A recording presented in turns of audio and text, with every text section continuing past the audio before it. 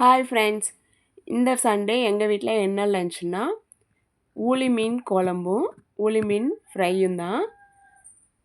நான் எப்போவுமே குழம்புக்கு மீனோட மண்டையும் வாலும் தான் யூஸ் பண்ணுவேன். நடுப்பகுதியை ஃப்ரை பண்ணிக்குவேன். இப்போது ஊளி மீன் குழம்பு எப்படி செய்யலான்னு பார்க்கலாமா?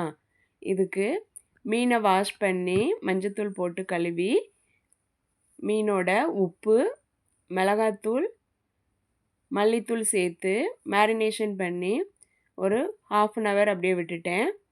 ஒரு 3 பழுத்த தக்காளியை கட் பண்ணி நல்லா கைட்டு பிசைஞ்சு எடுத்து வச்சுக்கிட்டேன்.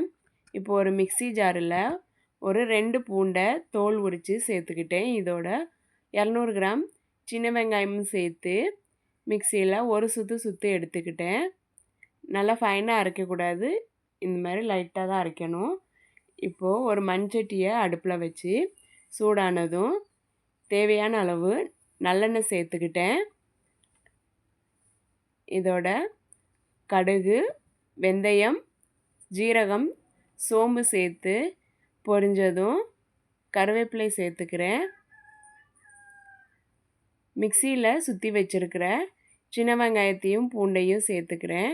இதோட ஒரு 3 பச்சை மிளகாயும் சேர்த்துக்கிறேன். வெங்காயம் நல்லா பொன்னிறமாக வதங்கணும்.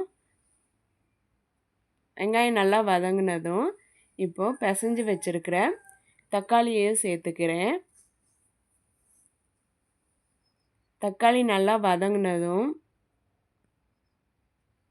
இதோட 1 ஸ்பூன் மிளகாத்தூள், 1 ஸ்பூன் மல்லித்தூள், ஒரு 4 ஸ்பூன் குழம்பு மிளகாய்த்தூளும் சேர்த்துக்கிறேன். சின்ன ஸ்பூனுங்கிறனால நான் 4 ஸ்பூன் சேர்த்துருக்குறேன்.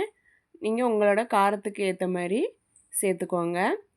மசாலா நல்லா வதக்கி விட்டு பச்சை வாசனை போனதும் ஒரு பெரிய எலுமிச்சை சைஸ் அளவு புளியை ஊற வச்சுருக்கிறேன்.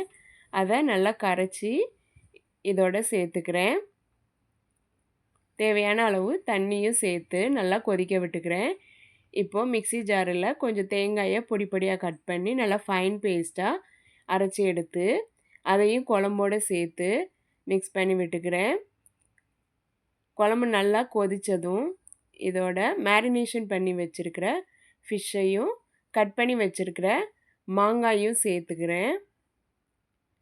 இதை லோ ஃப்ளேமில் வச்சு ஒரு 10 மினிட்ஸ் வேக விடுறேன். மீன் வெந்ததும் இதில் மல்லி இலை தூவி இறக்குனா சூப்பரான மீன் குழம்பு ரெடி. இந்த மாதிரி செஞ்சு பாருங்கள், டிஃப்ரெண்ட் டேஸ்ட்டாக சூப்பராக இருக்கும்.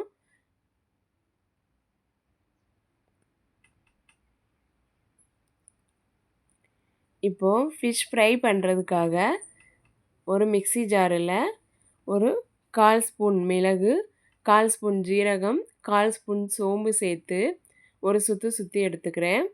இதோட 1 ஸ்பூன் ஃபிஷ் ஃப்ரை மசாலா சேர்த்து நல்லா ஃபைனாக அரைச்சி எடுத்துக்கிறேன். அரைச்சி எடுத்த இந்த பவுடரை வாஷ் பண்ணி வச்சுருக்கிற ஃபிஷ்ஷோடு சேர்த்துக்கிறேன். இப்போது அதே மிக்ஸி ஜாரில் ஒரு 10 சின்ன வெங்காயம், ஒரு சின்ன துண்டு இஞ்சியை பொடியாக கட் பண்ணி சேர்த்துக்கிறேன். இதோட 10 பல் பூண்டு சேர்த்து நல்லா ஃபைனாக அரைச்சி எடுத்து அதையும் ஃபிஷ்ஷோடு சேர்த்துக்கிறேன். தேவையான அளவு உப்பு, 1 ஸ்பூன் கார்ன்ஃப்ளவர் சேர்த்து நல்லா மிக்ஸ் பண்ணி ஒரு 1 மணி நேரம் அப்படியே விட்டுருதேன். இப்போது ஒரு வடைச்சட்டியை அடுப்பில் வச்சு எண்ணெய் ஊற்றி சூடானதும் 2 கொத்து கருவேப்பிலையை போட்டு மேரினேஷன் பண்ணி வச்சுருக்கிற ஃபிஷ்ஷை சேர்த்துக்கிறேன். இதை லோ ஃப்ளேமில் வச்சு நல்லா 2 சைடும் வேக விட்டு எடுத்தால் சூப்பரான ஃபிஷ் ஃப்ரை ரெடி. இந்த மாதிரி நீங்களும் செஞ்சு பாருங்கள். இந்த வீடியோ உங்களுக்கு பிடிச்சிருந்தா லைக் பண்ணுங்கள், சப்ஸ்கிரைப் பண்ணுங்கள், கமெண்ட் பண்ணுங்கள். தேங்க்யூ.